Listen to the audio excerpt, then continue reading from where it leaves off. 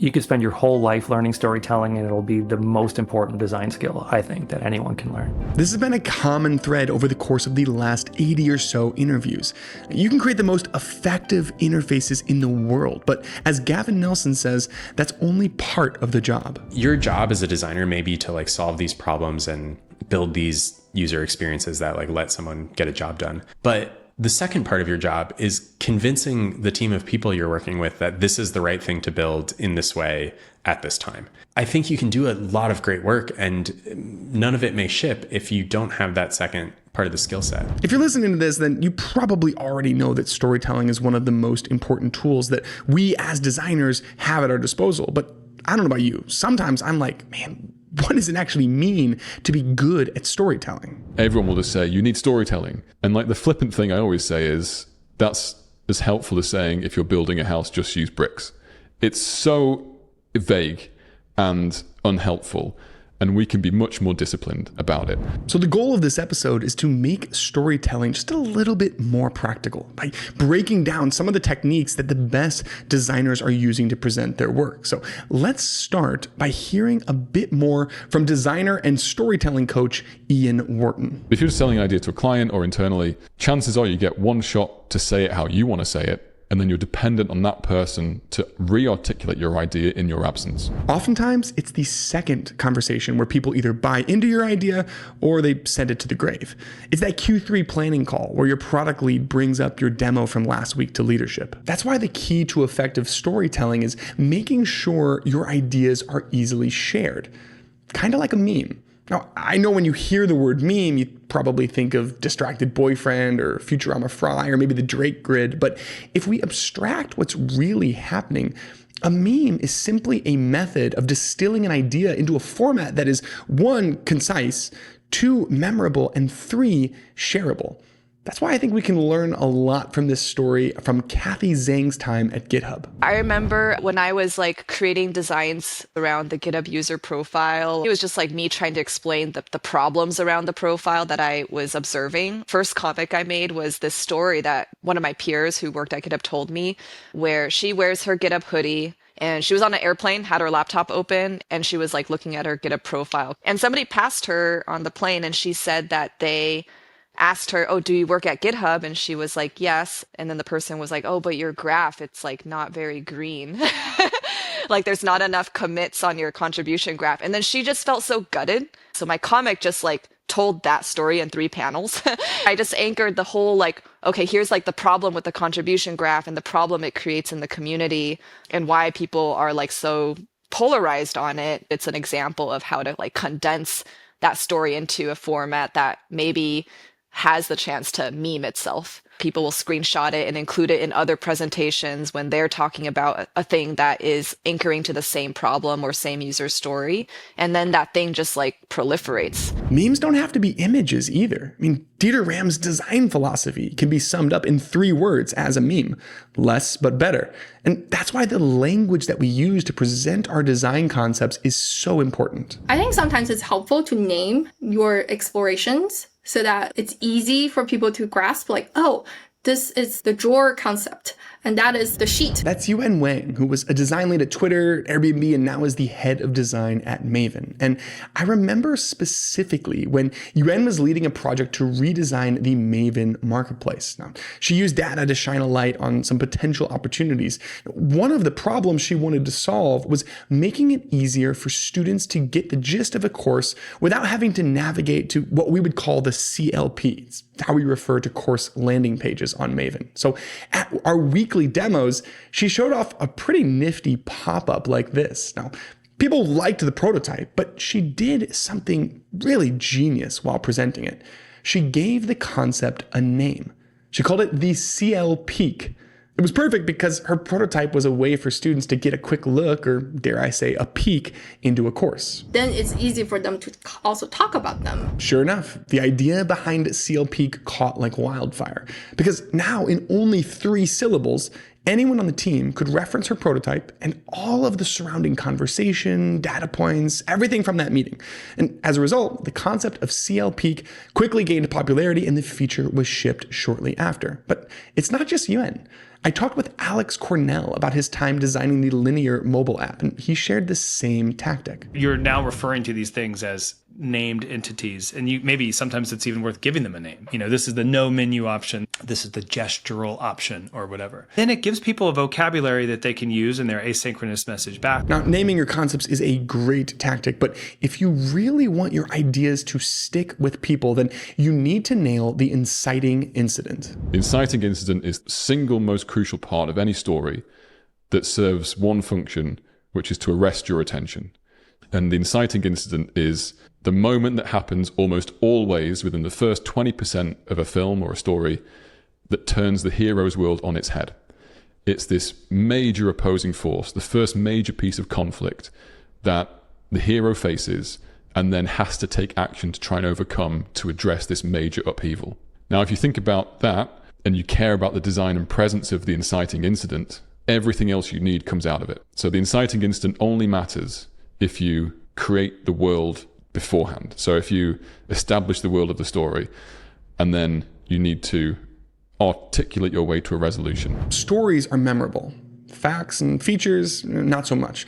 It's why when MetaLab was pitching ideas for the Upwork redesign, they leaned into how the pandemic forced companies to adapt to remote work. To a certain point, you mimic the vibe of describing a movie in the same way that you describe a certain, let's say, piece of context, like the reason we're here. In the case of Upwork, it's like the pandemic has just suddenly changed everything almost overnight. And so many people are now working from home and learning that in a way that they wouldn't have been doing before.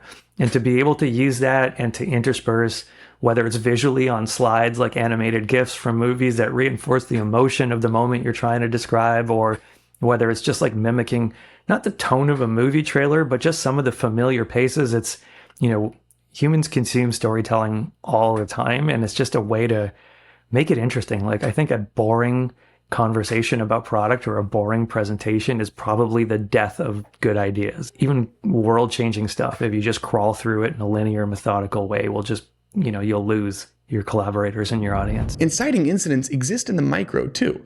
Maybe there's an unexpected change in the data, or maybe you identify an emotional high point where users feel anxious or overwhelmed in a given flow. Now you can use that as a way to tell a story that makes your designs more memorable. First, you create the user's world beforehand, then you really highlight that moment of conflict, and then you can propose your solution. So going back to our Q3 planning meeting, internalizing this moment of conflict is what empowers your product lead to effectively tell your story. If you arm your person with the major piece of conflict and the way to overcome it, they are more able to re-articulate that idea onwards. It reminds me of when research leader Noam Segal explained his framework for the pain-insight equilibrium. Your insights become a lot more compelling when the pain that led to them is also just as clear. Let's say I'm a researcher at Duolingo, just did some research on this math product that's about to come out. And I have insights, like we need to include this feature. One option would be to just TLDR it, just share that insight. Hello, executives, we need to put this feature for math learning in the product. That's the short version. You want the bottom line? That's the bottom line. Anyone from Duolingo CEO, their executive team, down to every single IC on every single product team working on this math product will feel a lot more compelled to act on it and will internalize the insight a lot better when the pain point that led to it is just as clear. How did we get to this insight? How did we get here? The brain craves that. Real quick message, and then we can jump back into it. So I've been using this new product to do research called Genway. It uses AI-powered interviewers to help you gather qualitative data at basically an infinite scale. So I've actually been interviewing listeners of this show all over the world. I tell the AI what I'm hoping to learn, and then it has a dynamic conversation with each person. Genway then organizes all of the key insights for me automatically. So I learned more in a 2-week study than I had in a year and a half prior.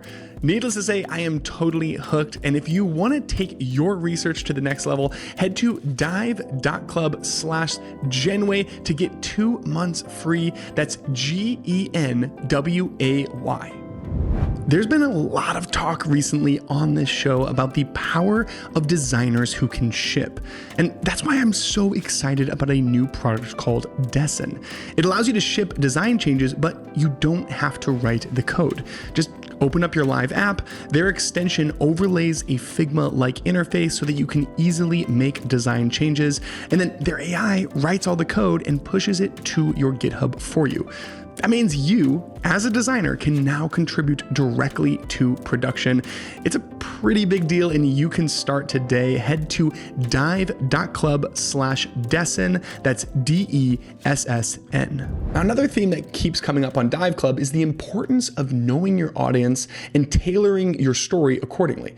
Here's Femke sharing a quick story from her time at Uber. My number one tactic or recommendation for improving your storytelling or trying to get your ideas bought in easier is knowing your audience, knowing what their goals are, what they really care about, what their level of altitude is in the company. I remember back in my time at Uber, I was trying to tell a story to a senior product executive at the company. And I went to ground zero. I was like, okay, all the context setting. And it took less than 2 minutes before he stopped me. And he was like, I get it. Let's see the outcomes. Kathy Zhang also gave one of my favorite analogies ever shared on this show to go just a little bit deeper on this idea. Some people really cared about metrics and qualitative anecdotes from users. Some people really cared about the perfect pixel view of that potential product. And the most helpful insight that I received from my head of design, Max Schoening, was this analogy he gave me, which is people are very different. They all see different sides of a Rubik's Cube. You have to learn which side to show them so that they realize that when you're talking about an idea, you're actually talking about the same thing.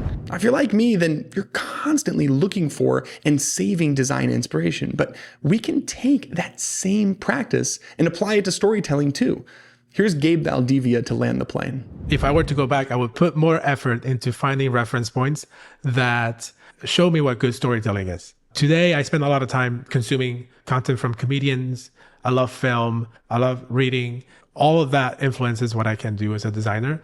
And maybe in the past, I thought of those as separate worlds, where now I feel like there's more overlap between those worlds.